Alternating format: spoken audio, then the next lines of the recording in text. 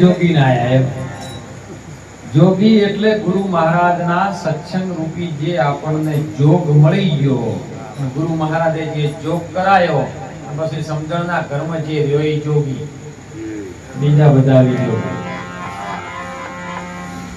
અને આ નગરીમાં આવ્યો, સંસાર નગરી તો બધી મોટી છે, પાર આવ્યો નહીં, પણ એનાથી મોટી આ નગરી છે.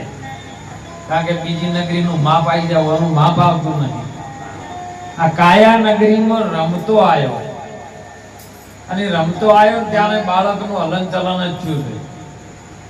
9 માસ વેદના વેઠીને જેવડે 9 માસ પૂરા થયા હો.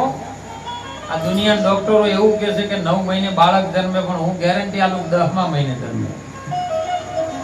9 મહિને બાળક નો જન્મે, 10મા જન્મે.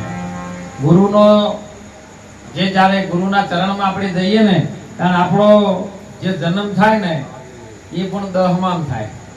કેમ કે 9 દરવાજા તો આ નવી રમત નાખી, અને 10મા મોલે વો દેખાય. સ્થિર કરીને તો બેસી જાય ને તો જેવો થાય તમારો ભાવ એવો પ્રગટ થાય. સ્થિર કર્યો તો થાણા દિયા ઠેરાય. પછી જણણન જણણન મોય ઝાલરી વાગે. ઘણા મને કહેતા હોય બાપુ, ઘણા ભજન ગાતા કે મને ઝીણો ઝીણો નાદ સંભળાય, હે ગુરુજી મારા આવે છે. હવે આટલું બધું પ્રવીણભાઈ માયકમાં રાડ પાડે તો નહીં સંભળાતું, ઝીણું ઝીણું કેવી રીતે સંભળાય તો હે? તોય દુનિયા દોરી એકને ગાયું એટલે ચીડે કોપીઓ ચાલુ. આ વાતને સમજવાની છે. આ કાયા નગરીમાં જે દાડો માના ગર્ભથી આ શરીર છૂટું પડ્યું અને બહાર આયા, અને જેવી ઓયથી નાળ તૂટેલી હતી ડૂંટો, જેને ગુજરાતી ભાષામાં કહીએ, એ 10મા દોરનો ચાલુ હતો સોહમ શબ્દનો. માં જો ધીરજ રાખીને બેઠી હતી કે મારા બાળકને કોઈ ન થાય, ઈ માં હોર રાખતી હતી ને, ઈ આદ્ય શક્તિ હતી. અને એને આ શરીરનો વિકાસ કર્યો છે. રજોગુણનો, તમોગુણનો, સતોગુણનો, બ્રહ્મા વિષ્ણુ મહાદેવનો એ શક્તિએ પ્રગટ કર્યો છે. પણ શક્તિનો જે ગુરુ છે એને ઓળખવાનો. એમ છૂટો પડ્યો ને આ નાળ જેવી કપડીને દૈયને કાપી નાખી. એટલે વયથી જે દોર ચાલતો હતી બંધ થઈ ગયો, હોય બહાર ચાલુ થયો. અને બહાર સાહેબ જેવી કપડી ને એવું ડચકું આવ્યું છે હર કોઈ બાળક નહીં. દુનિયામાં તો કોઈ ઇંગ્લેન્ડમાં રહેતું હોય ને તો એને ગુજરાતીમાં જ ડચકું આવે. અ ઉ અને આ 3 પ્રકારથી ડચકું લે આવ્યું, અને પછી હું કરે. અને બહાર આવતે પર બધા પાછા કોઈ પેડા લઈને ઉભા હતા, કોઈ જલેબી લઈને ઉભા હતા. દીકરી હોય તો જલેબી ને બરફી લઈને ઉભા હોય, દીકરો હોય તો પેડા લઈને ઉભા હોય. એટલે પેલો કે હે મારો ભત્રીજો આવ્યો. પેલાને જે રણકાર ચાલતો હતો ને, જે ઝાલરી ચાલતી હતી માના ગર્ભમાં વફળતો તો આવ્યો સાક્ષી સ્વરૂપે, એ ભૂલી ગયો. ના બીજું કે ભત્રીજો આવ્યો, પેલો કે ભણો આવ્યો, પેલો કે મારો દીકરો આવ્યો. એટલે પેલો આવતે પેલો બીજો ચેટલો નો થઈ ગયો, એટલે અસલ હતો ભૂલાઈ ગયો. જાગો જોગના બેલી મોટા મુનિ બહાર સંતોને તેડાવો મારા વીરા, તમે અસલ જુગ તો જાગો. અસલ તમારું સ્વરૂપ જો હતું એ ભૂલાઈ ગયું. ગર્ભવાસમાં તે ભક્તિ કબૂલી બહાર આવીને જો ભૂલી, 84 નું વ્યાજ આવીને વધી ગયું, અને દેવામાં ગયો ડૂલી. નતું કરવાનું એ કરી નાખ્યું, જે કરવાનું બોલીને આવ્યો તો ને એ ભૂલી ગયો પ્રવીણભાઈ. એટલે સંતો ઈનું યાદ કરાવે છે કે તું ભૂલ્યો છે ને, એટલે ભૂલ્યો ગુરુના ઘરની તું વાત હતી, ભૂલ્યો એટલે તું નુગરો છે. આપણે નહીં કહેતા કે નુગરો કેમ કેવો, ગર્ભવાસમાં તું બોલ્યો છે, તું ભૂલ્યો એટલે તું જ નુગરો, બીજો કોણ? એટલે વગર સદગુરુની જરૂર પડે.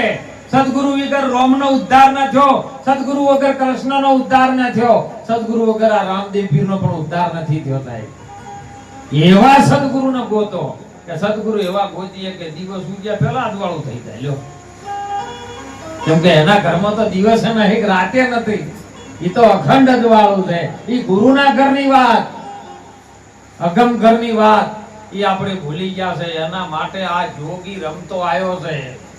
અને રમી રહ્યો છે શ્વાસ, અઢી અક્ષરનો શ્વાસ જતો રહે ને એટલે કોઈ ચેર છે ઘરમાં હંગરવાય તૈયાર નહીં. કોઈ નો હંગરે હો, ભલે તમે રૂપિયા ઢગલો કરીને કોના ચોથીનો ઢગલો કર્યો ને તો એ તમારો હોત પડે ને તો શ્વાસ જતો રહ્યો ને તો કે વાહ હવે મને બીક લાગે દોડે ના બેહે બા 70 વર્ષથી ભેળા રહેતા હોય ને તો કે બેજે તક આખો જતા રહ્યા ના રે બીક લાગે. ચમ જે બીક લગાડો ભય મુક્ત થતો નહીં રહ્યો. જે એમ હતો એમ નેમ સમણો આવે એવો જોય એવો છે નહીં પાછો. પણ શ્વાસ જો એટલે તરત જ દર ચાલુ એટલે શ્વાસ ઈ રમે છે, ઉપડાય છે ને બેસે છે. જેમ આપણે ઉભરી મશીન આવે ને એમાં બે વાલ આવે, ઉપડી જો એક આધો ચોટી જાય તો મશીન બગડી જાય એમ મય બેસે. આવન અને જાવન આવે છે એ શ્વાસ છે અને ઉપડે ઉશ્વાસ છે. ઉશ્વાસ એ શક્તિ છે અને શ્વાસ એ શિવ છે. આ શિવ અને શક્તિનું સંચાલન એ અનિજ્યા ધર્મની વાત. પેલા બે હારી વાત જોણી બોલ્યા એ રાય ને પેલા સંતો ભાઈ બોલ્યા કોઈ રાય રે પેલા તમે મોય અજંપાના રજા પર જપો. અજંપા બે શબ્દનો ટકરાવ થાય ને અ ઉભો થાય છે. આ જાપમાન અજંપામાં જો તૂટી જાય. નિરાત મહારાજે પણ પ્રમાણ આપ્યું તત્વસાર ત્રિલોકમાં, ત્રિલોક બ્રહ્માનો લોક, વિષ્ણુનો લોક ને શંકરનો લોક, તત્વસાર આ ત્રિલોકમાં. અને ગુરુ ગોવિંદ દોનો એક રૂપ, જુદો નહીં હો. ભલા ઘણા સાખીઓ કે ગુરુ ગોવિંદ દોનો ખરે, બે સીધ ની જો ખરે વાત કરે. ગુરુ ગોવિંદ એક રૂપ હે. તત્વસાર ત્રિલોકમાં ગુરુ ગોવિંદ એક રૂપ. આદિ અંત ને મધ્યમાં બોલે છે એ હરિગુરુ સંતનું સ્વરૂપ. આજે બોલી રહ્યો ને એ સંતનું સ્વરૂપ, એ જ ભગવાન, બીજો કોઈ ભગવાન નહીં. ભગવાન આકાશમાંથી ન આવે, પાતાળમાંથી ન આવે. જે બોલી રહ્યો છે સત્યની વાત જે કરી રહ્યો છે એ ભૂમિકા જેની પકડી છે નાદની. બુદ્ધના ઘણા હગા મળે, નાદનો કોક મળે. અને નાદનો જે બોલવા વાળો છે ને એ નાદ જેવો બ્રહ્મનાદ જેવો હોય તેવો નાદ નહીં. એ નાદને પહેલા જ રાજાએ પહેલા યુગની અંદર શ્રીજીબાઈ કુંભાર અને કરમો કુંભાર બે પતિ પત્ની જેને ધર્મ ચલાયો. હરિણાકંશ હોમો પડ્યો. હરિણાકંશ કહે હું ભગવાન, બીજો કોઈ ભગવાન નહીં. પણ એ અહમ ભાવ હતો. ભગવાન કેવી રીતનું થવું? ભગવાનમાં લય થવાય, ભગવાન ન બનાય. નદી ગોડી થાય ને એટલે દરિયામાં જાય, પછી નદી ન રહે, દરિયા સમાન થઈ જાય એવું થવાય. પણ જુદા પડી કે હું ભગવાન ને ભગવાન બીજો નહીં તો સમજો કે આ વિમુખ થયો. અને વિમુખ થાય એટલે હોમે ગમે એ રૂપે પ્રગટ થાય, નરસિંહ રૂપે પ્રગટ થાય. અને ચીરીએ ના કરી લોખંડનો સ્તંભ તપાયો થાય. ભક્ત પહેલા જ ને શ્રીજીબાઈ ભક્તિ આલી. તમે અજંપાના જાપ જપો. અજંપા એટલે શું? જે જપીન ન બેહે એનો અજંપા. જપીન શું નહીં બેહતું? તમારો શ્વાસ જપીન બેહતો જ નહીં. ઘડી વારે તમે હોઈ ગયા હોય તો એ તો ચાલુ. રાતે સપનું આવે કે રાજા બન્યા, ગાડી લાયા, લાડી લાયા, અને હવારે વોક ખુલી જાય. ત્યાં તો સપનું હતું. તો રાતે તમે હોઈ ગયા હતા, બોડી કોમ નથી કરતી, શરીર શું નતું. ત્રીજો ભાગ એવો આવે છે સંતો મહાપુરુષો કે અમુક ટાઈમે ગામમાં આગ લાગી હોય, ઘરમાં તો કોઈ ચોરી કરીને ચોર જતા રહે ને તો તમારી ભેર ઊંઘમાં તમે હોઈ જો. તાણે ભોન ના હોય, ઓખમાંથી પાણી જાતું હોય, નાકમાંથી પાણી જાતું હોય, હોઠમાંથી પાણી જાતું હોય, પનમાંથી જાતું હોય, બોડી કોમ જ ન કરતી હોય. તોય સપનું આવે તોય તમને સવારે યાદ રહે કે હવે મારું ઓલું રાતે મને સપનું આવું આવ્યું તો યાદ કરીને રાખ્યું એમ. શરીર તો હોઈ ગયું હતું. સમજો તો દઉં શીખ રે સોહાગણ બેની. સોહાગણ બેની જે જેના ધણીને ભરેલી છે એ શબ્દ વચનને ભરેલી છે, એ સુરતા યાદ રાખી. સુરતા જાગે હો. અને સુરતાય બધું દર્શન થાય. સુરતા જ શબ્દને વરે, બીજું કોઈ વરે એવું નહીં. અને ભક્તિ પહેલા જ ને આલી સાહેબ કે તમે અજંપાના જાપ જપવાનું ચાલુ થયું, નારાયણ નારાયણ નારાયણ. એટલે હરણ્યાકશ કે "એ મારા દુશ્મનનું નામ ચમ લે?" ગુરુકુળમાં બધું ભણાવતા હતા કે મારું ભણતર ભણાવ, બીજું કોઈ નહીં.